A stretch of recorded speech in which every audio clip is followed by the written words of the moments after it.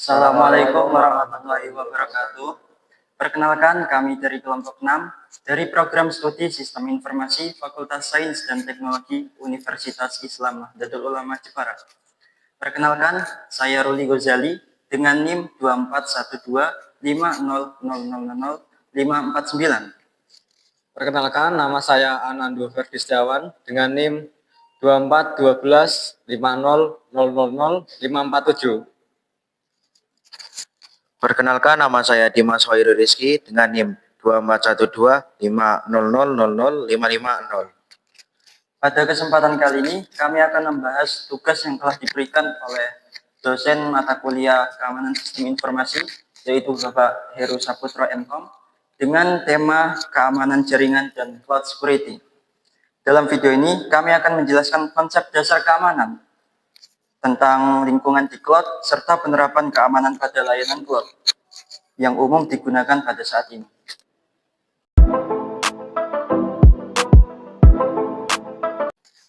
Keamanan jaringan atau network security adalah langkah-langkah yang dilakukan untuk melindungi jaringan dari akses-akses yang tidak sah, penyalahgunaan, ataupun gangguan. Tujuan utamanya adalah menjaga 3 prinsip, yaitu confidentiality, yaitu kerahasiaan data dari pihak yang tidak berhak. Yang kedua, integrity, memastikan data tidak dirubah tanpa izin. Yang ketiga, availability, yaitu memastikan layanan tetap tersedia ketika dibutuhkan. Contoh penerapan keamanan jaringan di dunia nyata meliputi penggunaan firewall, antivirus, IDS, IPS, serta VPN untuk komunikasi terinkripsi. Misalnya firewall digunakan untuk memfilter lalu lintas data jaringan yang masuk ataupun keluar, sedangkan IDS mendeteksi aktivitas mencurigakan yang bisa jadi tanda adanya serangan cyber. Selanjutnya, kita akan masuk ke topik keamanan cloud atau cloud system. Cloud security adalah serangkaian kebijakan, kontrol, dan teknologi yang dirancang untuk melindungi data, aplikasi, dan infrastruktur yang berjalan di layanan cloud, seperti Google Cloud, AWS, ataupun MongoDB Atlas. Tantangan utama dalam keamanan cloud meliputi: yang pertama, kebocoran data atau data breach. Yang kedua, kesalahan konfigurasi atau misconfiguration. Yang ketiga, ancaman dari dalam atau insider threat. Untuk mengantisipasinya, penyedia cloud biasanya menerapkan enkripsi data atau autentikasi multifaktor, serta manajemen identitas dan akses atau IAM. Selain itu, tanggung jawab keamanan cloud bersifat shared responsibility, artinya penyedia cloud menjamin keamanan infrastruktur, sedangkan pengguna bertanggung jawab terhadap konfigurasi dan akses datanya sendiri.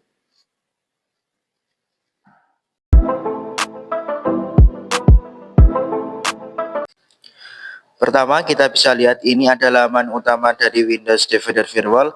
Di sini terlihat bahwa firewall kita dalam keadaan aktif, baik untuk jaringan privat maupun jaringan publik. Ini adalah lapisan pertahanan pertama yang penting untuk melindungi PC kita dari akses yang tidak sah.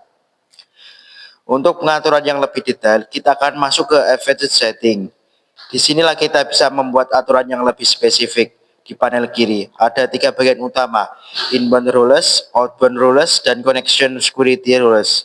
Kali ini kita akan fokus pada inbound rules, yaitu aturan untuk koneksi yang masuk ke komputer kita. Ini adalah daftar aturan inbound yang sudah ada di komputer. Setiap aplikasi memiliki aturan sendiri, apakah koneksi diizinkan atau diblok. Sekarang kita akan membuat aturan baru. Kita mulai dengan New Inbound Rules Wizard. Langkah pertama adalah memilih tipe aturan atau rule type.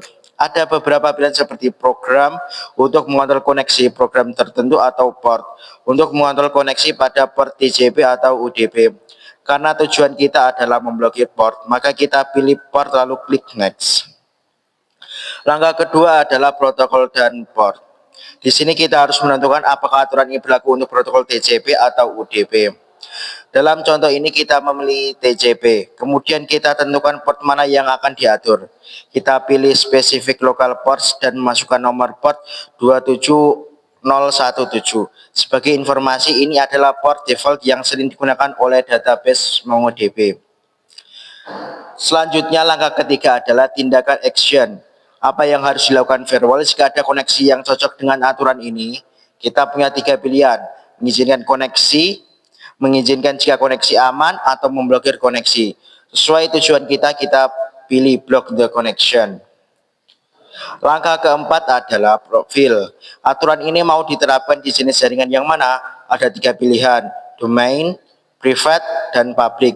Agar aturan ini berlaku di semua kondisi, kita centang ketiganya saja. Dan untuk langkah terakhir adalah memberikan nama. Beri nama yang deskriptif agar Anda mudah mengingat nanti. Di sini kita akan menamainya dengan MongoDB port. Setelah itu kita klik finish. Selesai. Sekarang aturan baru untuk memblokir semua koneksi masuk port TCP 27017 sudah berhasil dibuat dan aktif.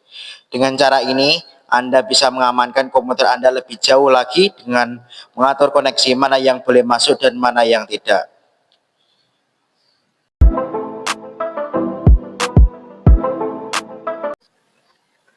Sebelumnya kita sudah membahas bahwa keamanan cloud itu mengikuti model shared responsibility, di mana penyedia layanan cloud menjaga infrastruktur, sementara kita sebagai pengguna bertanggung jawab terhadap pengaturan akses dan konfigurasi keamanannya.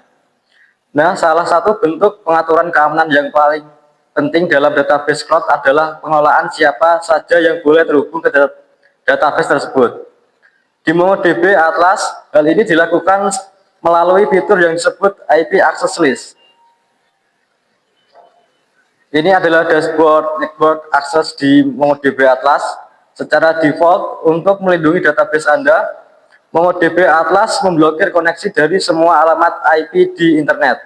Agar bisa terhubung, kita harus secara eksplisit mendaftarkan alamat IP mana yang kita beri izin. Proses ini seperti membuat daftar tamu VIP. Hanya yang namanya ada di daftar yang boleh masuk. Kita mulai dengan mengklik add IP address. Di sini kita akan menambahkan alamat IP kita saat ini, yaitu 157.207.185 ke dalam daftar akses. Setelah itu kita klik confirm. Setelah tersimpan, kita bisa lihat IP kita sudah masuk ke dalam daftar dengan status aktif. Ini artinya server MongoDB Atlas kini mengenali dan mempercayai koneksi yang datang dari alamat IP ini. Sekarang mari kita buktikan. Kita jalankan sebuah script Python untuk terhubung ke database dari komputer dengan IP yang sudah terdaftar ini. Dan berhasil. Pesan pinged your deployment. You success connected to MongoDB. Muncul menandakan koneksi berjalan lancar. Sekarang mari kita simulasikan apa yang terjadi jika ada upaya koneksi dari alamat IP lain yang tidak terdaftar. Anggap saja ada perangkat lain atau bahkan kita sendiri dari jaringan yang berbeda mencoba terhubung menggunakan alamat IP 140.213.165.100. Alamat ini tidak ada dalam MongoDB Atlas.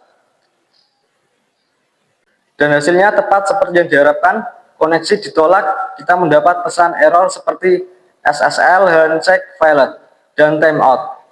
Penting untuk dipahami, ini bukanlah sebuah kesalahan. Ini adalah bukti bahwa fitur keamanan IP Access List sedang bekerja dengan sempurna. Server database secara aktif melindungi dirinya sendiri dengan menolak koneksi dari sumber yang tidak dikenal dan tidak dipercaya. Jadi kesimpulannya sederhana. Untuk bisa terhubung ke klaster MongoDB Atlas Anda, alamat IP publik dari perangkat Anda wajib terdaftar di dalam IP Access List. Jika Anda mengalami kegagalan koneksi, langkah pertama yang harus diperiksa adalah memastikan IP Anda saat ini sudah ditambahkan ke daftar tersebut. Ini adalah konsep keamanan mendasar yang memastikan hanya jaringan terpercaya yang dapat berkomunikasi dengan database Anda. menjaganya tetap aman dari akses yang tidak sah. Itu tadi proses demo mengenai keamanan cloud. Sekian dari saya. Itu tadi presentasi dari kelompok kami, yaitu kelompok 6, mengenai tema keamanan sistem informasi dan cloud security. Maaf dari kelompok 6 apabila terdapat kesalahan tutur kata ataupun kurangnya materi yang kami sampaikan. Kurang lebihnya kami mohon maaf. Wassalamualaikum warahmatullahi wabarakatuh.